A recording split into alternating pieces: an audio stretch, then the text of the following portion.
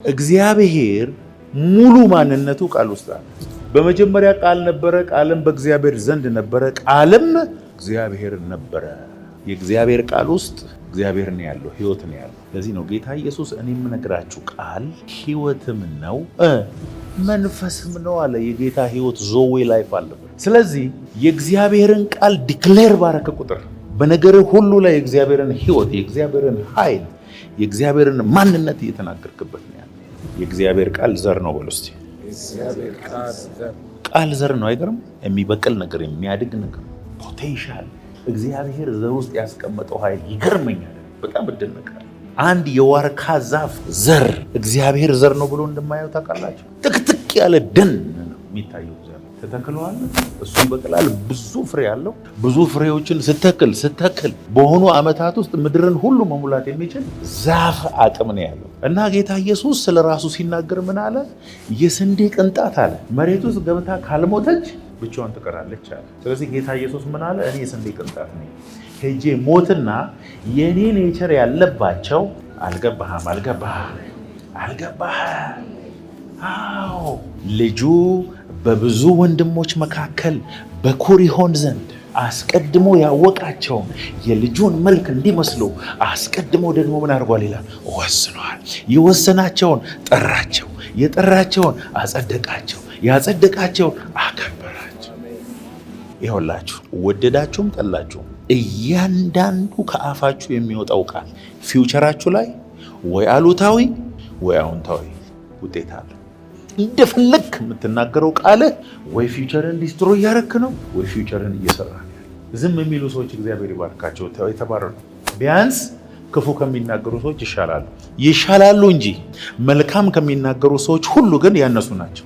ዝምታ ወርቅ ነው ምናምን ኢትዮጵያ ውስጥ ነው የሚሰራው። እንደ እግዚአብሔር ቃል የእግዚአብሔር ቃል ደግሞ ምንድን ነው የሚለው? ተናገር፣ አውጅ፣ ፊውቸርህን በቃል ስራ ነው የሚለው። አሜን አትሉም?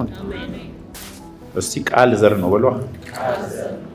ዘር ስለሆነ ይበቅላል፣ ዘር ስለሆነ ያድጋል። ኔጌቲቭ ነገር ብቻ እየተናገርክ ፖዚቲቭ ነገር ለማጨድ መሞከር በራሱ በጣም ከባድ ነገር ነው።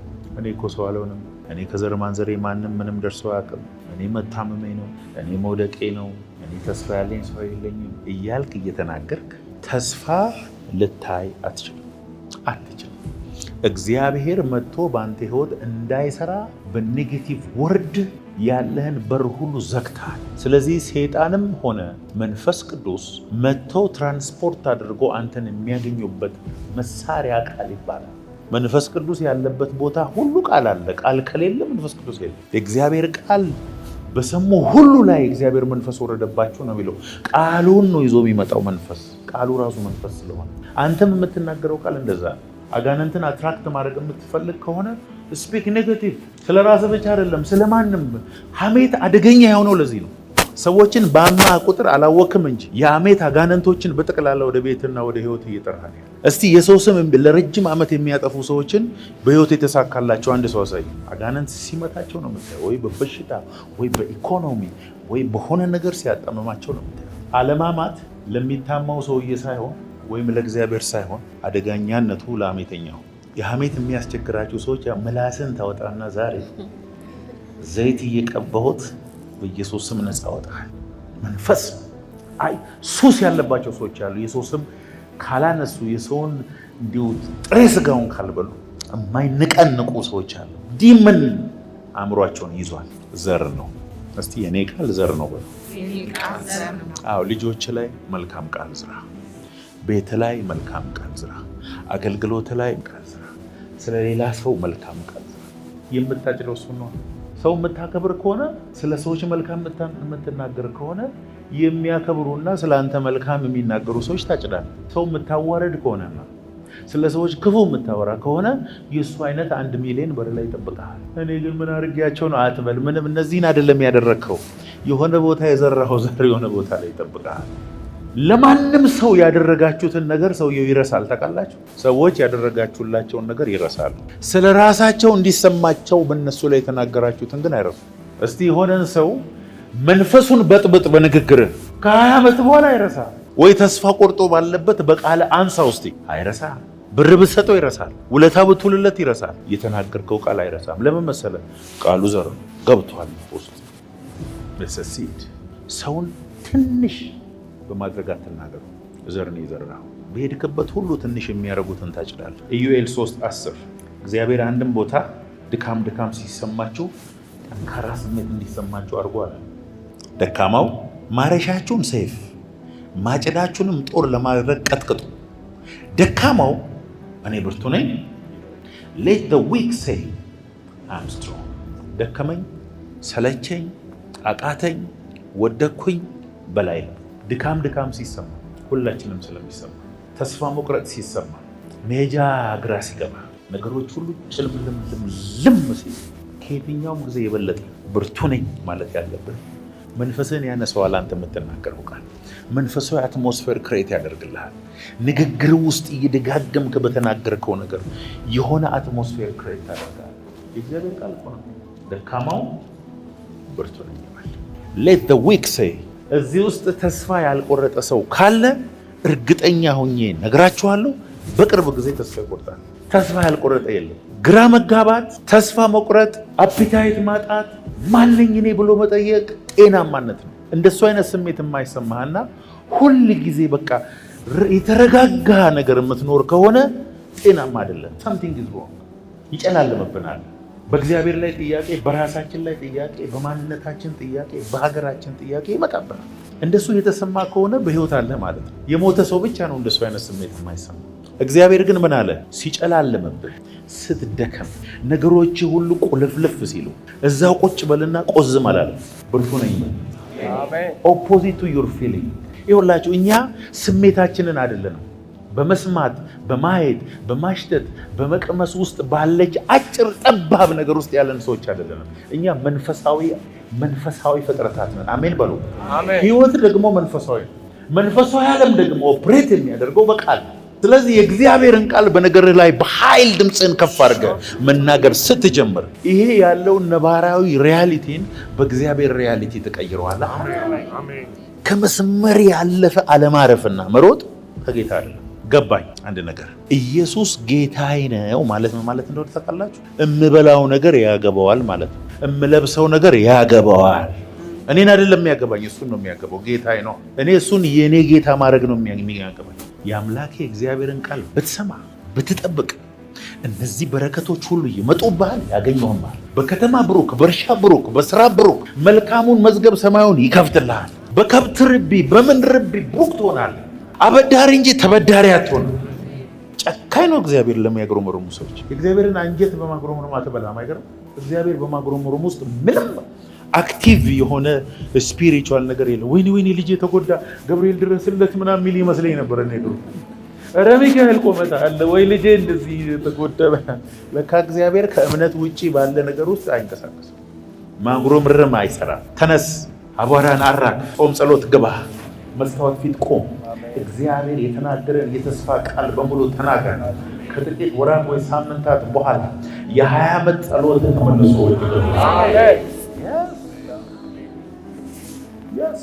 ዛሬ እየኖራችሁ ያለው ኑሮ ከ5 ዓመት ከ4 ዓመት ከ1 ዓመት በፊት ኮንፌስ ስታደርጉ የነበረው ፋክት ነው። ምንድን ነው ፊውቸር ላይ እየዘራ ያለው? ትዳር ላይ እየዘራ ያለው፣ አገልግሎት ላይ እየዘራ ያለው፣ ፋይናንስ ላይ እየዘራ ያለው፣ መንገድ ላይ እርግማን ነው፣ በረከት ነው፣ ብርሃን ነው።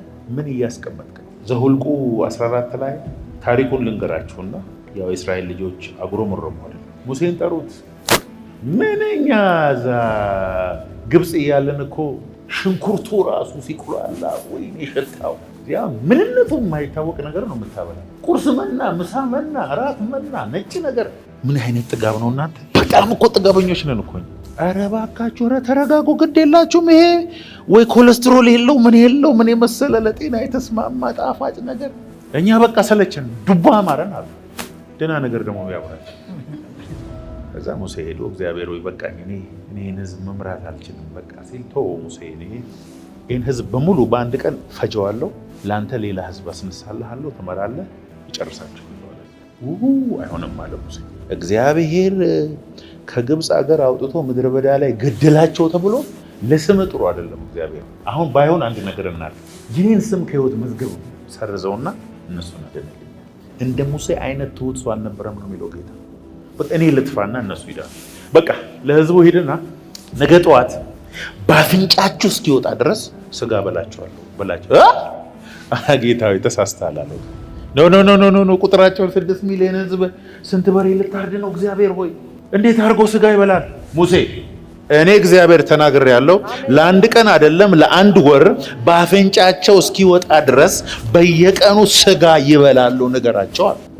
ተዘጋጁ። ነገ ቢላ ሳል፣ ነገ መክተፊያ አዘጋጅ። ከነገ ጀምሮ ሰፈሩ በጠቅላላ ስጋ በስጋ ነው አላቸው። ከዛ ድርጭት ወይም ዶሮ በሰው ቁመት ልክ በንፋስ እግዚአብሔር ነድቶ ሁሉ ሰው የያዘ የቻለውን ያህል አስገብቶ ሰፈሩ በጠቅላላ ችክን በችክን።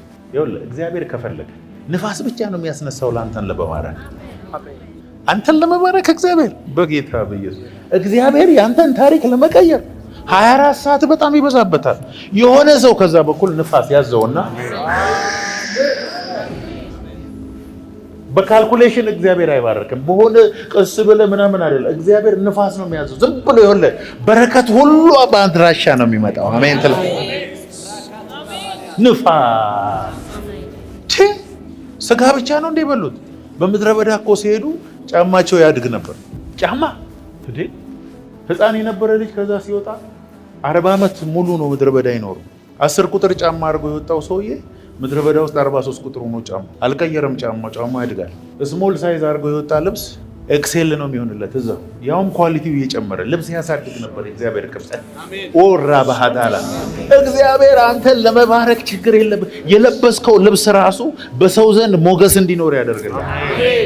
እና ምድረ በዳ ላይ እግዚአብሔር ተቆጥቶ ብዙ ችግር ውስጥ እንዲገቡ ያደረጋቸው እባብ መጥቶ የነደፋቸው ሲያጉረመርሙ በጣም አይወድም እግዚአብሔር የሚያጉረመርሙ ሰው።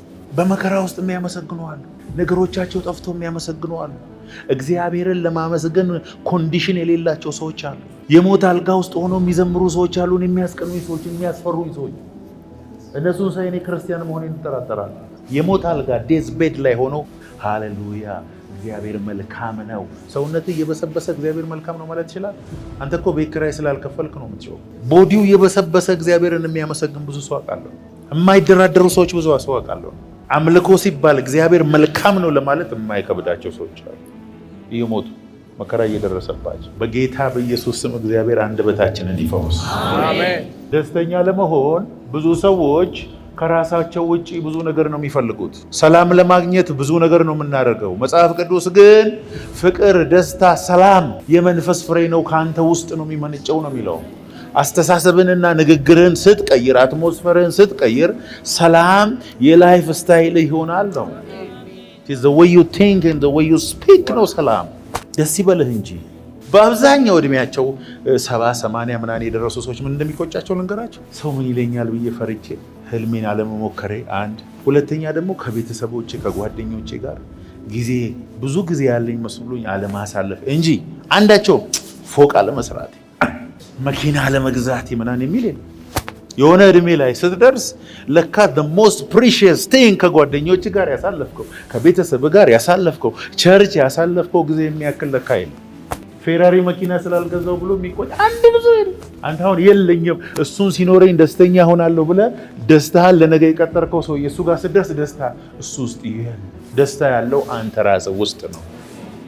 ተናገር።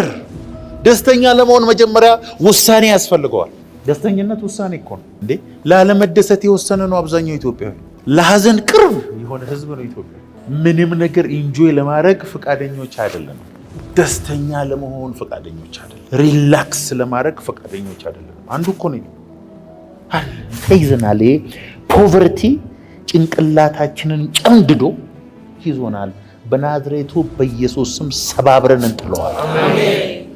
እዚህ ነው የሆነ ሰው ሲሳካለት ደማችን የሚፈላው ለዚህ። ስለዚህ እግዚአብሔር በሚያግሮመርሙ ሰዎች፣ ሁሉ ጊዜ ሐዘንተኛ በሆኑ ሰዎች ምንድነው የሚያሳዝን? አንተ ሁሉ ጊዜ ሐዘን ማለት ምን ማለት እንደሆነ ልንገራችሁ። ኦቨርቲንክ ማድረግ ነው አይደል? ኔጌቲቭሊ። ለምን ፖዚቲቭሊ ኦቨርቲንክ አናደርግ? ኦቨርቲንከር ከሆነ ለምን ቀይረ ነው መልካሙን አናስብ? ይኸውላችሁ አሁን በጣም ብዙ ጥያቄ ያላችሁ አይደል? እስክትታመሙ ነው። የታመመ ሰው አንድ ብቻ ነው ጥያቄው። ምንድነው እሱ? ጤንነት። አንተ ግን ጤንነቱን ይዘህ፣ ጥርሱን ይዘህ፣ በሳምባ ውስጥ አየር ይዘህ፣ እግር እየተራመደ አይነ እያየ ለመደሰት ከዚህ በላይ ምንም የሚያስፈልግ ምግብ እየበላ ሰውነት ላይ ጨርቅ ኖሮ ከዚህ ገብተህ የምታርፍበት ቤት ኖሮ አቀባብለሃል ሐዘን ምን የሚያስደስት ነበር? ውሸቴን ነው። ብዙዎቻችሁ ሐዘንተኞች ናችሁ፣ ደስተኞች አይደላችሁ። አልበርት አንስታይን ምን አለ? የሰው ልጅ አለ ሰውየው እንትን መጫወት ይወዳል፣ ቫዮሊን።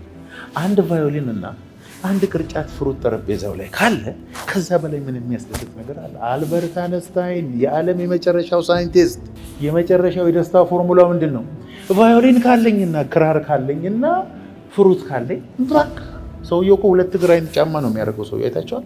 ሰማያዊ ካልሲና ነጭ ካልሲ ያደርገው። ለቀቅ አድርጉት እንጂ ነክሳችሁ እኮ ይዛችኋል ህይወትን። እዚህ ምድር ላይ ለዘላለም የምትኖሩ ነው የምትመስሉት። አጠነከራችሁት በጣም።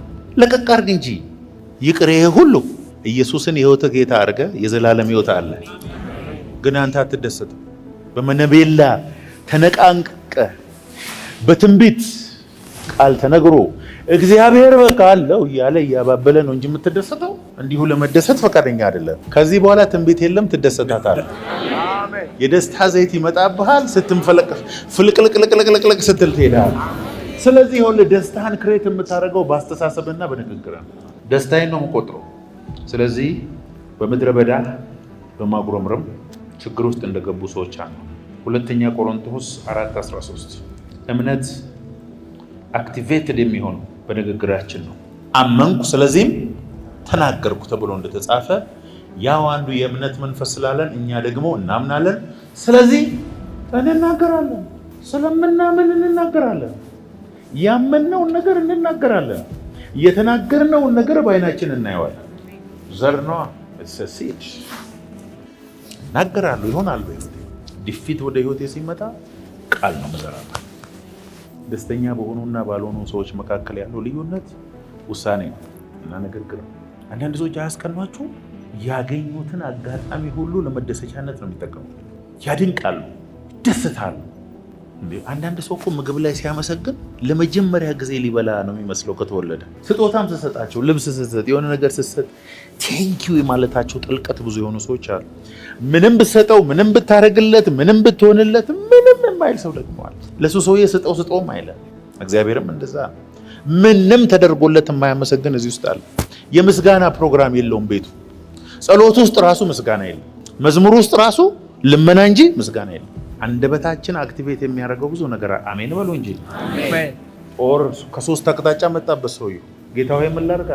ጌጠኛ ልብስ አስለብሰ ኳየር አቆምና እንዴ መሳሪያ ጦር ገጀራ ጭንቅላት የሚቆርጠው በዚህ በሶስት አቅጣጫ እየመጡ ዝም ብለህ ዘምር፣ በቃ ቃል አውጣ አለው። ምን ልበል? ቸር ነውና ምህረቱ ለዘላለም ነው። ኳይሮቹ አይናቸውን ጨፍኖ ዘምሮ አይናቸውን ሲከፍቱ እርስ በርሳቸው ተጨራረሱ። ለምን? እግዚአብሔር ድብቅ ጦር አስመሰለ። የሚናገር የሚያመሰግን የሚያመልክ መልካም ቃል ካፉ የሚያወጣ እግዚአብሔር ድብቅ ጦር ከውስጥ ያስነሳለታል። አመንኩ ስለዚህ ምን ሆንኩኝ? ተናገር። ስፒክ ዘ ወርድ። ነገር ላይ ተናገር፣ ቢዝነስ ላይ ተናገር፣ ተራራ ላይ ተናገር፣ በሽታ ላይ ተናገር፣ ኮንፊውዥንህ ላይ ተናገር። ዝም አትበል፣ ተናገር፣ ተናገር፣ ተናገር። እስካልተናገርክ ድረስ የማይንቀሳቀሱ ተራራዎች አሉ። የመናገር ፕሮግራም ይኖራል። ብዙ ጊዜ እንዲሆናለሁ እንዲያሳይሃለሁ ምናምን ብሎ የሚናገሩ ሰዎች ናቸው በነገራችን ላይ በሕይወታቸው ትልቅ ነገር የሚሆንላቸው። ጌታ ኢየሱስ እስከ 30 ዓመቱ አንድ ጊዜ ብቻ 12 ዓመቱ ላይ ብቅ ብሎ አንብበናል መጽሐፍ ቅዱስ። በ20 ዓመቱ ምን ነበር ኢየሱስ? በ27 ዓመቱ ምንድን ነው? 19 ዓመቱ ላይ ምንም አልተጻፈም። ስለዚህ እዛ አካባቢ ከነበሩ ሰዎች ምንም አይለይም ማለት ነው። መዶሻ ይዞ መጋዝ ይዞ ጣውላ ይዞ ከአባቱ ጋር ነው የሚሄደው። ስለዚህ ብታየው ኢየሱስን እዛ ሰፈር ከነበሩ ካበበ ከከበደ ከምናምን ምንም አይለይም ማለት ነው። ይመጣሉ እንጂ እንትን ሰራልን አለ ወይ ምንድን ነው ጠረጴዛ ፈልገን ነበረ፣ እሺ ዋጋ እንስማማ ምናምን ብሎ እንደ ማንኛውም ሰው ተስማምቶ መጋዙን ይዞ ሄዶ አድርጎ ነው የሚሰራው። ምን መቼ ነው የሚሰራው? ቤት የተለየ ግን ጊዜው እስኪደርስ ተራ ሰው ሆኖ እንደ ማንኛውም ሰው ወጥቶ የሚገባ ሰው ነው። የሰፈሩ ሰው በተለየ መልክ አያውቀውም። አለባበሱም፣ በረባሰው፣ መልኩም ምኑም በዛን ዘመን ከነበሩ ሰዎች አንዱ ነው። ልክ ጊዜው ሲደርስ ግን ሻራ ባጋላ በ3 ዓመት ዓለምን ገለባብጦ ይሄው ላለፉት 2000 ዓመታት የማያልቅ ታሪክ ሰርቶ ነው ሄደው። ኧረ ኢየሱስ ጌታ አሜን። አሁን ተራ ሰው ልትሆን ትችላለህ። ስትወጣ ስትገባ ማንም አያውቅህም። ተራ ሰው ነህ። ምንም ከማንም ሰው አትሻለም። ልክ ታይም ሲደርስ እግዚአብሔር ያነሳህና ዓለምን እንደዚህ ተራችሁ ደግሞ እየደረሰ ነው ካመናችሁ በኢየሱስ ነው። ስለዚህ 30 ዓመቱ ላይ የመጀመሪያውን አገልግሎት ከመጀመሩ በፊት ለ40 ቀን ጾም ጸሎት ገባ። ምድረ በዳ ላይ በሰይጣን ተፈተነ ይላል። ሰይጣንን 3 ጊዜ ነው የመጣው። 3ቱንም ጊዜ ግን የመጣው በቃል እንዲህ ተብሎ እንደተጻፈ ተዋ፣ ተብሎ እንደተጻፈ ተዋ፣ ተብሎ እንደተጻፈ ተዋ። ከዛ በኋላ በመንፈስ ቅዱስም ኃይል ተሞልቶ ወደ ገሊላ ወጣ። ዝናው እስከ ዓለም ድረስ ወጣ ይላል። ሰይጣንን በምን አሸነፈ? ወድቀ ስገድልኝ ሲለው እግዚአብሔር አምላክ ብቻ ስገድ እሱንም አምልክ ተብሎ ተጽፏል ብሎ ሰው በእንጀራ ብቻ አይሆንም ከእግዚአብሔር አፍ ቃል በሚወጣው ቃል ሁሉ እንጂ ብሎ ራሜ ተብሎ እንደተጻፈ ብለህ ጠላትህን ምታ። እኔ በ2018 ፊውቸሬን በእግዚአብሔር ቃል እሰራዋለሁ። አሜን። ሰይጣን ሊለጉምህ ነው የሚፈልገው፣ ወይም ክፉ እንድትናገር ነው የሚፈልገው። ሰድበው ሙት። እግዚአብሔር ሰጠኝ፣ እግዚአብሔር ነሳ፣ እግዚአብሔር ስም የተባረከ ይሁን። ካፌ ቃል ክፉ ነገር አላወጣም ማለት ነው። ምግብ ወገኖቼ ከኤደን ገነት የወጣ ነው በምንድን ነው? በሚበላ ነገር ነው። እውነት ይሻል። እባብ መጥቶ የመጀመሪያ አዳምን የፈተነው በሔዋን ሳይሆን በምግብ ነው። ከዛ በኋላ ከእንጨቱ ላይ ነው ወስደን የበላ ነው። ከዛ በኋላ ምድር ተረገመች፣ እሾህና ኩርንችት አበቀለች። ለዚህ ሁሉ ችግር ደግሞ የመጣው ከጎኑ በወጣች ሴት። ስለዚህ ኢየሱስ ሲሞት የመጀመሪያ እንጨት ላይ ተሰቀለ። ብላ ሲለው አልበላም ብሎ አሸነፈው። ከዛ ጎኑ ተወጋ። ከዛ ያ በርግማን ምክንያት የበቀለውን እሾህ ደግሞ ራሱ ላይ ወሰደ። ከዛ በኋላ እግዚአብሔርን ክብር መለሰልን። አሜን አትሉ? ያዕቆብም በክሩና የገዛው በምግብ ነው፣ ኤሳውም የሸጠው በምግብ ነው። የኤማውስ መንገደኞች አይናቸው የተከፈተው በምግብ ነው። ኢየሱስም ከሞት ከተነሳ በኋላ ማርና አሳ በልቶ አሳይቶናል። ብዙ ሚስጥር አለ ምግብ ላይ።